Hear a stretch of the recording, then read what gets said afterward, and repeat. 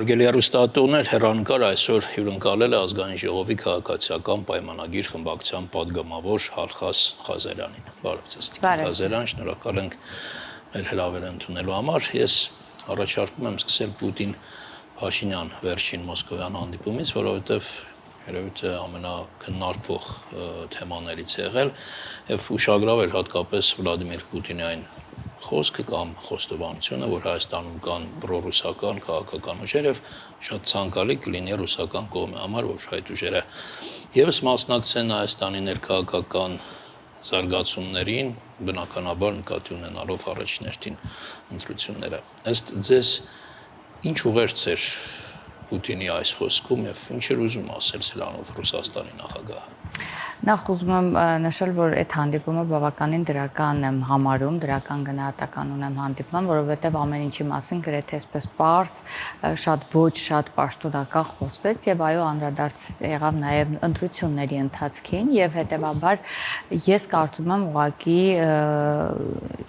հաշվի առնելով վերջին խոսակցությունները կապված վարչապետի տեխնացու լինելու քաղաքացիության եւ այլն, գուցե ինչ որ կերպել հասանելի է եղել նաեւ իրենց եւ փորձում էին հասկանալ արդյոք երկքաղաքացիություն ունեցող անձիկ ինչքանով կարող են մասնակցության ունենալ ընտրություններին, որովհետեւ կարծես խոսվում էր ուղղակի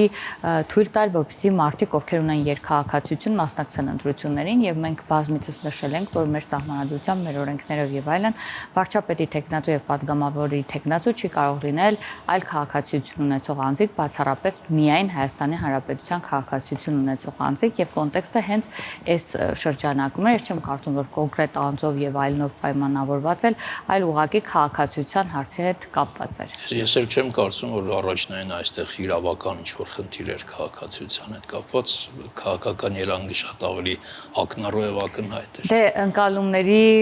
բան, այսպես մեկնաբանությունների հարց է, տարբեր մեկնաբանություններ ես ինքս էլ հանդիպել եմ Երևանից, որ արդյոք սա ուղղորդում էր, արդյոք սա միջնորդություն էր, այսպես ասած, բայց ես կարծում եմ մենք պետք է այս տեսանկյունից էլ դիտարկենք, որովհետեւ վարչապետն շատ ուղիղ ասաց, որ մենք մեր օրենքներով միայն քաղաքացիները կարող են մասնակցել եւ լինել տեխնացու, թե պատգամավորի եւ թե վարչապետի։ Հարցային էր, որ երևի թե առաջին անգամ այսպես բացեի բաց շահագրգռվածություն էր ցուցաբերում Ռուսաստանի նախագահը Հայաստանի քաղաքական Դե գիտեք, այդ տեսանկյունից եթե նայենք, օրինակ Եվրամիության անդամակցության կամ Եվրամիություն դեպի գնալու մեր քայլերի դեպքում էլ շատ ուղիղ խոսակցություն բացվեց եւ ուղիղ հենց իր կողմից նշվեց, որ չեն կարող լինել երկու միութենական, այո, եւ մենք պատասխանը միշտ ինչպես միշտ է եղել, այսպես էլ վարչապետն էլ հնչեցրեց, որ իրականում մենք նայում ենք ըստ մեր երկրի շահի եւ թե մյուս խոսակցությունների մեջ էլ մեջբերվեց, որ նայում ենք մեզ ավելի ընկալելի պայմանների եւ քանի դեռ մենք հնարավորություն ունենք երկու միութենական այդ երկու միության մեջ լինելու, մենք կշարունակենք եւ եթե կա ժամանակը արդեն մեր ժողովուրդը այդ որոշումը կկայացնի։ Այս տեսանկյունից էլ եթե նայենք ամեն ինչի շուրջ է շատ པարզ խոսակցություն եղել, այդ իսկ պատճառով հենց խոսքի սկզբում նշեցի, որ բավականին դրական եմ գնահատում, որովհետեւ այսպեսի բաց ու པարզ խոսակցություն չեմ մտաբերում ամեն դեպքում առաջին անգամ էր ըստիս։ Ռուսաստանի նախագահը խոսեց նաև գազի գների մասին, այո, որ Եվրոպային 3-ից ավելի անգամ ավելի թանկ գնով է վաճառում գազը, իսկ Հայաստանին բնականաբար 3-ից ավելի անգամ էժանեստ։ Ձեզ ինչ-որ ակնարկ էր տնտեսական լծակների կիրառման հնարավորության մասին անհրաժեշտության դեպքում։ Տեսեք, էլի մեկնաբանության հարց է, որովհետև էլի եմ ասում, խոսակցությունը շատ բաց էր ու շատ պարզ էր։ Ատոմակայանի մասին էլ խոսվեց էլի շատ բաց եւ շատ պարզ, եւ ես կարծում եմ, սա դրական է, որ ամեն ինչի մասին ուղիղ խոսում ենք։ Եթե նման մտադրություններ կամ մեկնաբանություններ լինեն, կամ մտադրություններ լինեն, ես կարծում եմ, որ դա ուղիղ ու պարզ չէր խոսացվի։ Մտավախություն կա, որ այդ տնտեսական լծակները, եթե այդպիսի ժամանակ գա եւ այդպիսի անհրաժեշտություն, եթե կիրառվեն, ազդեն նաեւ մարդկանց Հայաստանի բնակչության, Հայաստանի քաղաքացիների նաեւ գիտակցության եւ կողմնորոշման վրա։ Վերեք այսպիսի պայմանական, այսպես հիպոթետիկ մի օրինակ մոդելավորենք, ենթադրենք նախընտրական ինչ-որ շրջանում կտրուկ թանկանում է գազի գինը Հայաստանում։ Ենթադրենք Լարսն է փակվում, ես չգիտեմ, էլի նման ինչ-որ կոշտ եւ ի վերջո ամբողջ միտքը տրամաբանությունը նրանում է, որ առանց Ռուսաստանի դուք ոչինչ չեք կարող անել։ Ձեր տնտեսությունը միանգամից կքայքայվի, չգիտեմ, կփլուզվի, եւ մարդիկ, ովքեր այսօր այլ կողմնորոշում ունեն, կարող է այդ տնտեսական լծակների ազդեցության տակ փոխեն իրենց կողմնորոշումը։ Ես նման այսպես ծայրահեղ ենթադրություններ չեմ կարող անել եւ առհասարակ դուք էլ ձեր խոսքում նշեցիք, որ դա ենթադրություն է, որ հնարավոր է նման բաներ տեղի ունենան, բայց դուք գիտեք, մեր տրամադրվածությունը առհասարակ արտաքին քաղաքականություն վարելու գործընթացում մենք ամեն դեպքում փորձում ենք բալանսավորման արտաքին քաղաքականություն վարել եւ ելի պետք է հղում անեն վարչապետի խոսքին, որ ինքը հստակ ասեց, մենք ամեն դեպքում նայում ենք մեր պետության շահին եւ մեր ժողովրդի շահին, այսպես ասած, եւ ամեն գործընթաց այդ տրամաբանության մեջ ենք դիտարկում եւ ես չեմ կարծում, որ պետք է նման ենթադրությունը եւ դրա անհրաժեշտությունը կառաջանա։ Ի վերջո Հայաստանի Հանրապետությունը ժողովրդավարական պետություն է, այստեղ ընտրությունները քանի անգամ տեղի են ունեցել, եղել են բաց ու թափանցիկ եւ այս ընտրությունների ընթացքում չեմ կարծում, որ որևէ խնդիր կառաջանա կամ նման կերպով կփորձի որևէ երկիր ցանկացած ազդեցություն ունենալ ընտրությունների արդյունքի վրա։ Տեսեք, սկզբում նշեցիք, որ շատ հաջող հանդիպում էր, թե վարչապետը եւս այդ մասին նշել էր եւ գրեթե ամեն ինչից խոսվեց։ Հետաքրքիր է հիբրիդային հարձակումների մասին, որքանով է խոսվել, որքանով է շոշափվել այս թեման, որովհետեւ Հայաստանում անընդհատ խոսվում է այդ մասին, իսկ այնտեղ երբ նաեւ նկատի ունենանք, որ հենց խոսում է հիբրիդային հարձակումների մասին, մենք այսպես թե այնպես առաջին հերթին նկատի ունենք Ռուսաստանը։ Այնտեղ այդ թեման որքանով է բացվել։ Դե ինչ որ խոսացվեց, մենք բոլորս ականատես եղանք այդ խոսակցությանը, այդ մասին խոսակցություն այսպես ասած չծավալվեց, որովհետև դրա անհրաժեշտությունը միգուցե չկար։ Եվ մենք քանիցս ասել ենք, տեսեք, Ռուսաստանում չկա։ Դե ընդհանուր առմամբ անընդհատ խոսում ենք այն մասին, իսկ որտեղ պետք է խոսել, չենք խոսում, թե։ Չէ, մենք խնդիր չունենք որևէ խնդիր, եթե իսկապես դա վստահ ենք այդ խնդրի այդ կարևորության եւ ծանրակշիռ լինելու մասին, այդ մասին խոսել։ Գիտեք, ելի եմ ասում, բազմաթիվ շատ կարևոր կետերի մասին խոսակցություն բացվեց, բայց հիբրիդային հարձակումները բնականաբար մենք ունենք, մենք այդ մասին խոսում ենք, դա հիմնականում արտացոլվում է տարբեր կերպ, բայց միևնույն ժամանակ մենք մտածում ենք, որ Հայաստանի Հանրապետության քաղաքացու հետ բաց երկխոսության արդյունքում մենք հասել ենք այն հանգրվանին, որ այդ հարձակումները զգալի ազդեցություն չեն ունենա մեր վրա։ Մենք ամենօրյա ռեժիմով տեսնում ենք նաև ընտրակաշառքներով փորձելով միջամտել առաջիկա ընտրությունների ընթացքին եւ այլն։ Իհարկե դա կատարվում է այլ մարդկանց ձեռամբ, հատուկ գործողված եւ այլն, որոնց գործողությունները գուցե իրենք պլանավորել են այնպես, որպեսզի հանգենք մենք այդ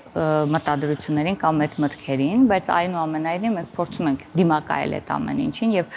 իրականության մեջ ասեմ, քաղաքացիների հետ շփման արդյունքում կարող եմ ասել, որ քաղաքացիների վրա էական ազդեցություն չի թողնում, որովհետև նույնիսկ հակառակ ազդեցություն է թողնում, երբ որ ինտերնետից դուրս ես գալիս ու շփվում ես փողոցում քաղաքացիների հետ, իսկ մենք դա շատ հաճախ սկսել ենք անել, լրիվ այլ իրականություն է։ Դուք ձեր խոսքերից մեկում ես հիմա հիշեցնեմ ելույթներից մեկի ժամանակ վերջերս նշել եք, որ խաղաղությունը Հայաստանում թշնամի ունի։ Այո։ Ես չեմ հարցնի, թե ովքեր են այդ թշնամիները, բայց ձեր հակառակորդ շատ ուժեր նշում են, որ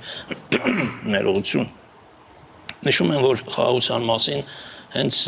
ներկայիս վարչակարգը կամ քաղաքացիական պայմանագիրը ամենակիչը իրավունք ունի խոսելու, որովհետև բոլոր պատերազմական գործողությունները 2020 թվականի պատերազմը, հետո նաև Սևլիչի դեպքերը, հետո նաև Ջերմուկի այդ դեպքերը, իրադարձությունները, որոնց պարագայում նաև տարածքային կորուստներ եղան, հետո նաև 2023-ին Արցախի արդեն կարծես ամբողջական անկումը։ Մի խոսքով այդ շարանը բոլորը տեղավորվում է ձեր կառավարման ժամանակաշրջանում եւ այդ հենց դրամաբանության մեջ ամենակիչը խաղաղության մասին պետք է խոսի քաղաքացիական պայմանագիրը, բայց կարծես թե ամենաշատն է խոսում։ Ես ուղղակի մեջ բերում եմ ձեր հակառակորդ քաղաքական ուժերի դիրքորոշումը, տեսակետը եւ խոսքերը։ Այո, ճիշտ եք նշել, ես միշտ եմ ասել, որ խաղաղությունը այո Հայաստանում ունի թշնամիներ, որովհետև այն մարդիկ, ովքեր հիմա ուզում են էլի իշխանության գալ եւ ամեն գնով իշխանափոխություն անել, այդ մարդկանց խոսություն միակ բանն է, որ Հայաստանում չլինի կայուն խաղաղություն, քանի որ իրենց կառավարման տարիներին հենց այդ կայուն ոչ կայուն խաղաղության պայմաններն են, որ իրենց բերել են այդ բարեկեցությունը։ Եվ հիմա էլ նրանց խոսույթներում վերաբանակցել, ինչ որ թրափի կատարման գործունեության մեջ ինչ որ երաշխավորներ փնտրել, երաշխավոր ինստիտուտ բերել եւ այլն, այդ ամբողջ խոսույթը խոսում են մասին, այն ամբողջ գործընթացը դիվանագիտական ճանապարհով որ փորձեցին 30 տարի, որ իրենք չկարողացան կայունացնել եւ բերել հստակ խաղաղություն, մենք բերել եւ խաղաղության նախաստորագրված պայմանագիր այսօր ունենք, փորձում են դա վերաբանակցել, դա նշանակում է դա չեղարկել եւ նորից բանակցել, ինչը նշանակում է, որ մենք նորից վերադառնում ենք այն ոչ պատերազմ, ոչ խաղաղություն վիճակին, ինչը հանգեցնելու է ոչ թե ոչ պատերազմ, այլ ոչ խաղաղություն, այլ հենց ուղիղ տանելու է դեպի պատերազմի։ Սա որովհետև մենք գիտենք, որ ինչքան էլ ունենք նախաստորագրված խաղաղության պայմանագիր, այնուամենայնիվ դեռ այն վերջնական ստորագրված չէ եւ գործընթացներ կա, որ պետք է տեղի ունենան, վերջնականացվեն, ժամանակի ընթացքում հասնենք այն հստակ խաղաղության, որին մենք ձգտում ենք եւ մենք պետք է մեր ժողովրդի հետ միասին հոգ տանենք այդ վերջնական խաղաղությանը հասնելու համար։ Բայց մնացած բոլոր ուժերը հակառակի մասին են խոսում։ Դա է իմ այն ենթադրությունը, որ այս մարդիկ կոնկրետ թշնամի են խաղաղության, որովհետև այդ դեպքում իրենք անելիք չունեն Հայաստանի Հանրապետությունը։ Իրենք անընդհատ զոհել են թե ժողովրդավարությունը, թե ինքնիշխանությունը, թե անկախությունը Հայաստանի Հանրապետության, ըստ իրենց որպեսզի լինի իրենց իշխանություն եւ որպեսզի կարողանան հնարավորինս ցկել իրենց իշխանությունը ժողովրդին վախեցնելով պատերազմը, բայց այս դեպքում իրողությունը լրիվ այլ է։ Ես լովին համամիտ եմ, որ այսօր իրականում Հայաստանը այդ խաղաղ շրջանն է ապրում եւ հենց այսօր սահմաններին խաղաղություն է, Հայաստանում խաղաղություն է, բայց ձեր մոտ կա այն վստահությունը, որ վաղ եւս կամ 1 ամիս հետո կամ 1 տարի հետո նաև այն պարագայում եթե ԿՊ-ն նորից կմնա իշխանության, այսինքն դուք կշարունակեք իշխանությունը իշխանավարել, այդ խաղաղությունը կպահպանվի, այդ համոզումը։ Ես կարծում եմ հենց սա է մարդկանց մեծ մասի մոտ մտահոգությունն առաջացնում, այսինքն այսօրվա խաղաղությունը իրականում շոշափելի է, բայց այն կարծես թե այդ տևական լինելու երաշխիքը չկա։ Տեսեք, եթե մենք արդեն գրեթե 2 տարի կլրանա, որ որևէ կրակոց չի եղել սահմանի, սա փաստ է։ Մենք ունենք այդ հստակ խաղաղությունը, որը որ շոշափելի զգում են հատկապես սահմանամերձ համայնքի մեր բնակիչները։ Շփման արդյունքով էլի կարող եմ հաստատել։ Եվ այո, մենք տանելու ենք այդ ճանապարհը որդեգրած, որպեսզի իրոք Հայաստանում լինի կայուն խաղաղություն, որը տնտեսական զարգացում էլ կապա։ Այսինքն մեկը մյուսի հետ սերտ կապված է։ Եվ մենք տեսնում ենք Թրամփի ապաշրջափակման գործընթացներին, որ միտված է մեր գործունեությունը, որ տանում ենք Թրամփի նախագծի իրականացում, այդ ամեն ինչը խոսում է նրա մասին, որ այո,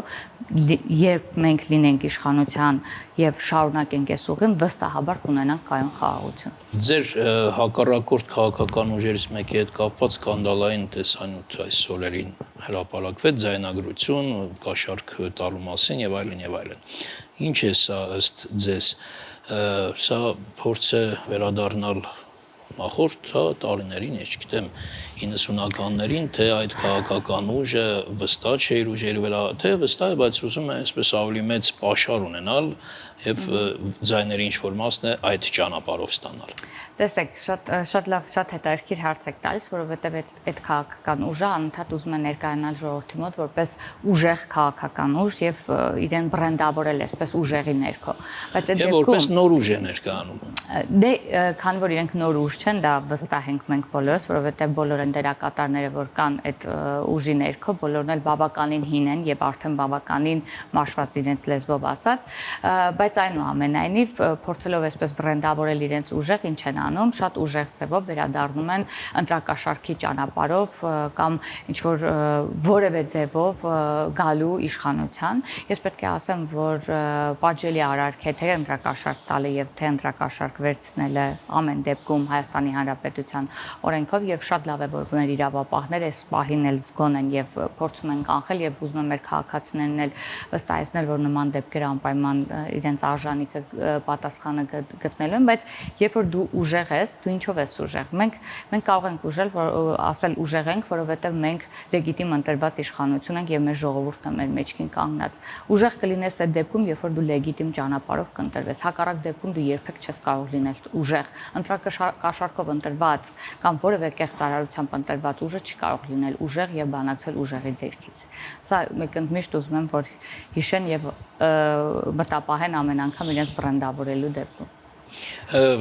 Այնուամենայնիվ, եթե այդ շատ շարքված, չարչրկված Գյումրի 2 սցենարը, տեղի ունենա, թե ընդհանրապես բացառում եք այդպիսի զարգացում։ Տեսեք, ինչու չեմ բացառում, որովհետև ես երեկ էլ եմ խոսել այդ մասին, արդեն մամուլում կան տեղեկատվություններ, որ բավականին մեծ